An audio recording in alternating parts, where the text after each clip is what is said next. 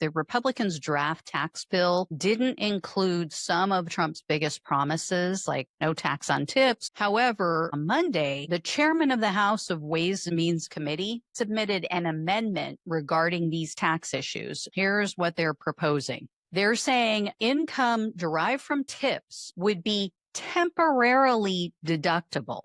This is only for taxes from 2025 through 2028. Those who make over 160,000 in 2025 will not qualify for this. Also, this is a federal income tax deduction. This is not an exclusion. You would still have to report them on your income tax, and they're still taxable at the state and local level. This would only apply to federal taxes. It also means taxes would remain subject to payroll taxes. So if you're a W-2 employee, that money would still be taxable for Social Security benefits, Medicare, things like that. In regard to tax on overtime pay, that would also be temporary from this year through 2028. And as with the tip income, overtime pay would still have to be reported. This is also subject to payroll taxes,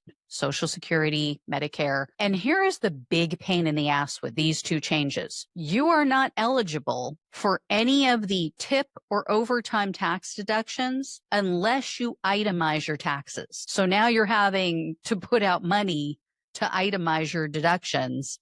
If you're someone who is a W-2 employee, you typically take the standard deduction and complete your taxes, maybe even for free. So if that's you, you're used to doing your taxes online for free and you get it done within minutes. That's no longer the case if you want to deduct any of this income. You will have to either pay someone to itemize your taxes for you, or you're going to have to pay for an online program and do it yourself.